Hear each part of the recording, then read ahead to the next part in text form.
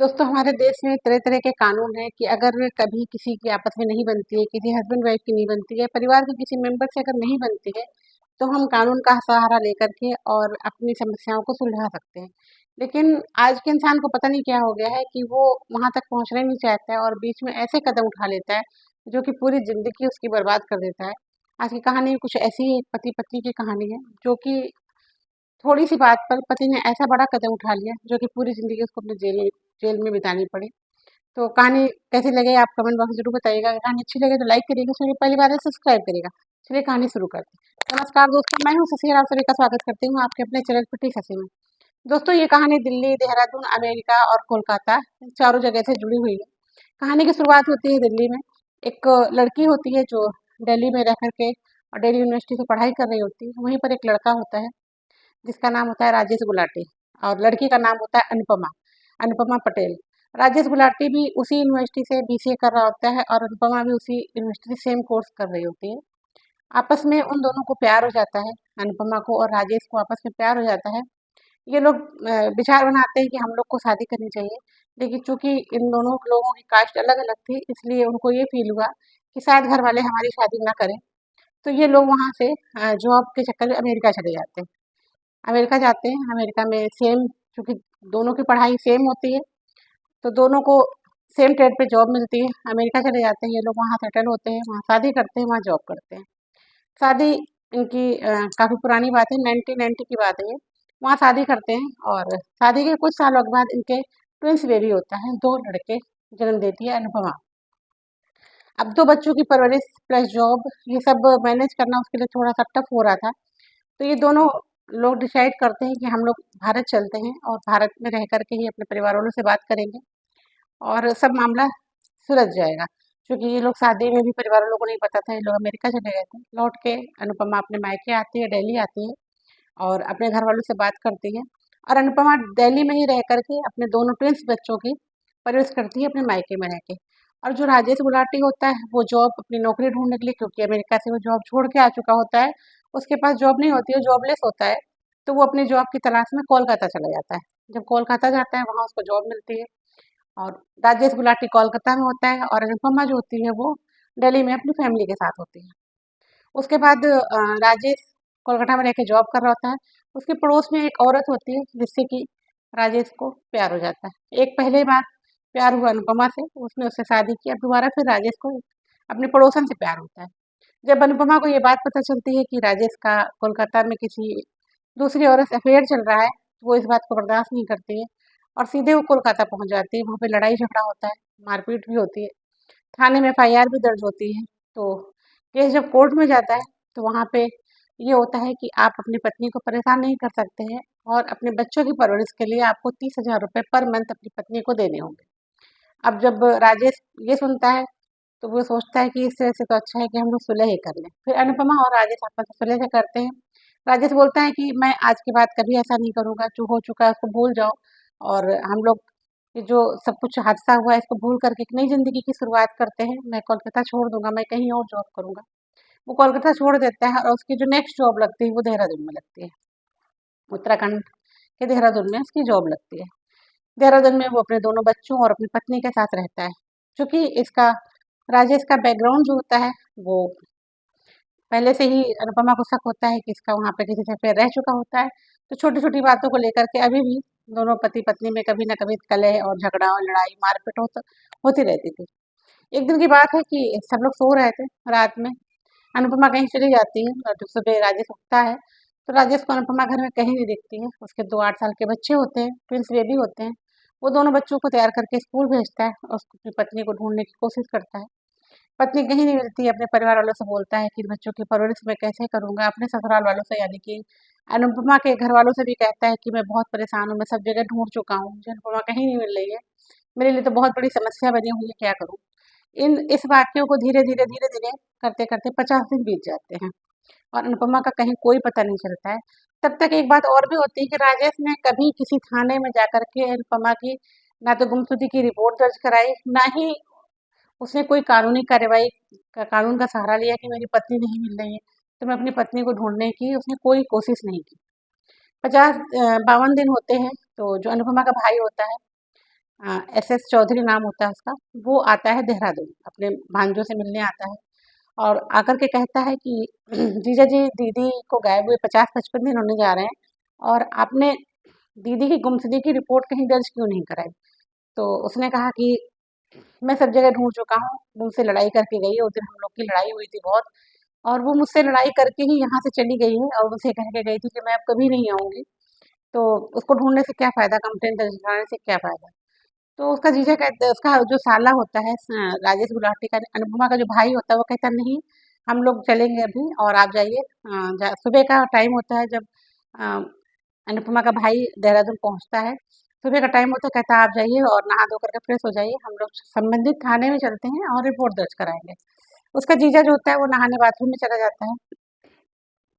वो बाथरूम में गया होता है तब तक जो अनुपमा का भाई होता है उसके पास अनुपमा का मैसेज आता है। अनुपमा का मैसेज आता है, उसमें लिखा होता है कि भैया मुझे माफ़ कर देना, मैं अब कभी वापस नहीं आऊँगी।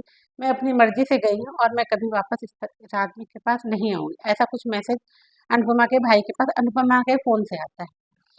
भाई उसका चौंक जाता है और जब उसका जीजा नहा करके बाथरूम से निकलता है, तो बोलता है कि जीजा ये देखो बहन का मैसेज आया है, उसमें लिखा है कि मैं अब कभी नहीं आऊँगी, मुझे ढूँढने की कोशिश मत करना। तो राजेश कहता है कि मैं तो तुमसे पहले ही कह रहा था कि वो मुझसे नाराज़ होकर के गई है और वो नहीं आएगी। तो उसका भाई जो होता है अनुपमा भाई कहता है नहीं, नहीं अब तो हमें और भी चलना चाहिए क्योंकि अब हमारे पास प्रूफ़ है, इस नंबर से मैसेज आया हुआ है, हम लोग थाने चलते हैं और थाने जा कर के और कंप्लेंट दर्ज कराते हैं, शायद बहन कहीं होगी तो मिल जाएगी, हम लोग को पता तो चले वो किस हाल में है। ऐसा करके राजेश और उसका साला दोनों थाने जाते हैं।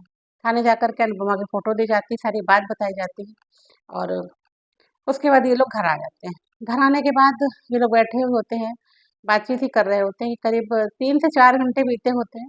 3-4 घंटों के बाद 4-5 पुलिस अ, राजेश के घर पर आती है और फ़ोटो और ये सब पूछताछ बाकी चीज़ों की जानकारी लेती है उससे। उसके बाद वो लोग जा रहे होते हैं सारी जानकारी लेकर के। तो उस 5 में से एक कांस्टेबल होता है जिसकी नज़र घर में पड़े हुए डीप फ्रीज़र पे पड़ती है। जब वो डीप फ्रीज़र को घर में देखता है तो थोड़ा-सा उसको अटपटा-सा लगता है।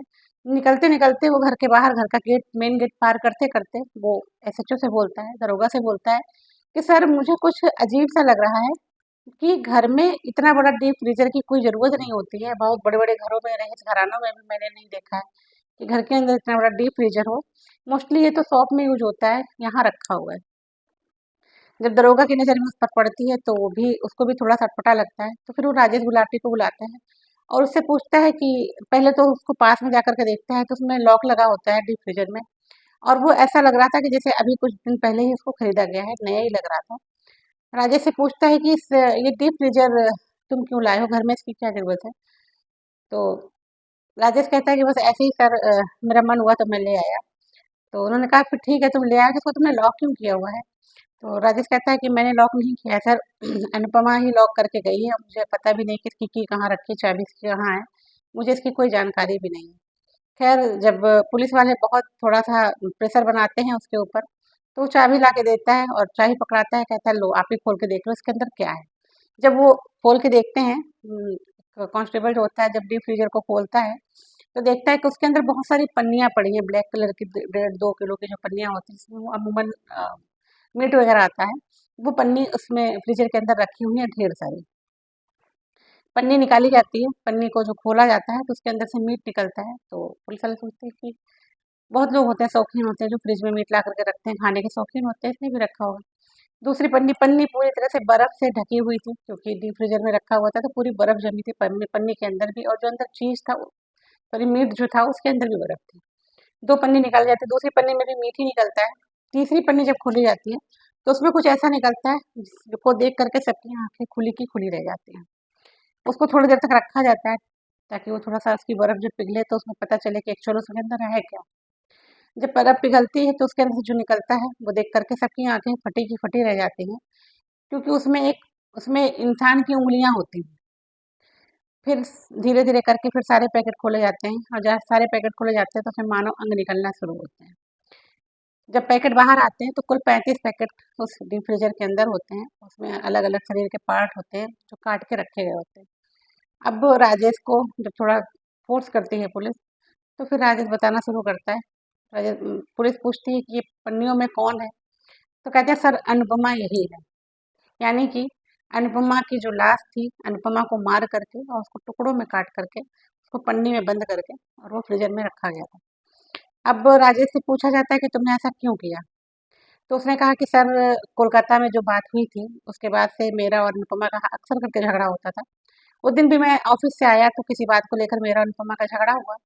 मैंने गुस्से में अनुपमा को धक्का दिया तो उसके सर दीवार से लड़ा और वो बेहोश होकर गिर गई। जब मैं उसको मारता था तो बहुत तेज चिल्लाती थी। उस दिन भी ऐसा ही हुआ कि मैंने उसको धक्का दिया, गिर गई तो मैं उसका गला दबा के मारने की कोशिश कर रहा था। लेकिन वो इतनी तेज तेज चिल्ला रही थी तो मैं पास में पड़ा कॉटन लेके और मैंने उसके मुंह में ठूंस दिया। उसके बाद उसका कत्ल कर दिया। फिर मेरी समझ में नहीं आ रहा था कि बॉडी का किया क्या जाए। तो मैंने इसको ऐसे ही खींच करके और जो अटैच बाथरूम था कमरे से, उस बाथरूम में रख करके और बाथरूम को बंद कर दिया ताकि बच्चे वहां तक ना पहुंचे। रात भर वो बॉडी बाथरूम में ही पड़ी रही। सुबह मैं उठा और मैंने बच्चों को तैयार किया। बच्चे जब स्कूल चले गए तो फिर मैंने एक हॉलीवुड की मूवी देखी थी जिसमें लाश को ठिकाने लगाने के लिए उसने लकड़ी काटने वाला कटर, आरी और बहुत सी चीज़ों का यूज किया था। तो मैं धीरे धीरे जा करके सबसे पहले तो मैं डीप फ्रीजर लेके आया, फिर घर घर डीप फ्रीजर घर पे रख के गया। उसके बाद फिर मैं मार्केट गया तो लकड़ी काटने वाली जो इलेक्ट्रिक मशीन होती है वो लेकर के आया। फिर मैं मार्केट गया तो मैं आरी लेकर के आया, क्योंकि हर चीज़ें अलग-अलग दुकानों से लानी थी। इसलिए उसने उस दिन कई चक्कर मार्केट के लगाए और सारी चीज़ें ला करके उसके बाद उसी बाथरूम में ही उसकी बॉडी को रख के अनुपमा की पहले उसने हाथ-पैर काटे, फिर उसने हाथ काटे, फिर बाकी हिस्सों को काट-काट के पॉलीथीन में भरना शुरू किया। तो उन्होंने कहा कि तुमने कितनी पुलिस वालों ने पूछा कि तुमने कितनी पॉलीथीन बनाई थी? तो उसने कहा मैंने 70 पॉलीथीन बनाई थी। तो उन्होंने कहा अभी तो ये 35 ही हैं। तो बोले बाकी की पॉलीथीन मैंने फेंक दी, क्योंकि इस घटना को करीब आज 55-56 दिन हो चुके हैं। तो मैं हर छुट्टी जब भी पड़ती थी तो मैं घूमने जाता था। जैसे आपको पता है कि मसूरी वगैरह पहाड़ी इलाका है, तो बच्चों को घुमाने ले जाता था तो अपने साथ 2-4 पैकेट लेके जाता था और उन्हीं पहाड़ियों में फेंक देता था, जो पता भी नहीं चलता था किसी को कि कहाँ गई वो। इस तरह से 35 पन्नियों को वो ठिकाने लगा चुका था और 35 पन्नियाँ अभी भी उस डीप फ्रीजर में पड़ी हुई थी। तो अगर वो चाहता, राजेश चाहता, उसकी उसकी पत्नी से नहीं बन रही थी, तो वो चाहता तो कानून का सहारा ले सकता था, उससे तलाक ले सकता था, उससे और भी तरीके से छुटकारा पा सकता था। लेकिन ये जो तरीका था ये बहुत गलत था। ये हैवानियत का पूरा एक जीता जागता एक दिखने को मिला था, जो हम लोगों ने कभी काल्पनिक कहानियों में सुने होते थे, वो अब देखने को मिल रहा है। समझ नहीं आ रहा कि इंसान की इंसानियत चली कहाँ गई। इस कहानी को सुनाने का मेरा मकसद किसी के दिल को ठेस पहुँचाना नहीं था, बल्कि आपको अवेयर करना था कि अगर ऐसी किसी भी परिस्थिति में कभी आप किसी को देखें तो उसको समझाएँ कि कुछ भी ऐसा कदम उठाने से पहले इंसान को कानून का सहारा लेना चाहिए और भी तरीके अपनाने चाहिए, ना कि ये करना चाहिए। मुझे लगता है कि जो भी हमारे थोड़े दिन पहले श्रद्धा मर्डर केस की जो कहानी आई थी, वो इसी से उसने शायद सीखी थी। जो श्रद्धा मर्डर केस हुआ था, मुझे लगता है इसी कहानी से उसने वो इंस्पायर होके उसने भी श्रद्धा के टुकड़े किए थे। तो ऐसी चीज़ों से बच के रहना चाहिए, क्योंकि हम लोग इंसान हैं, जानवर नहीं हैं। पता नहीं इंसान की इंसानियत कहाँ चली गई है, समझ ही नहीं आता। कहानी कैसे लगी कमेंट बॉक्स में ज़रूर बताइएगा। और ऐसी कहानियों को सुन करके, सुना करके जी बहुत खराब सा हो जाता है कि इंसान के अंदर इंसानियत बची ही नहीं है। इसलिए आप लोग सतर्क रहें, सावधान रहें। मेरी कहानियों का मकसद बनाने का सिर्फ मकसद यही होता है, आपको सतर्क करना, सावधान करना और सुरक्षित करना। तो मिलते हैं किसी नई कहानी के साथ, तब तक के लिए नमस्कार।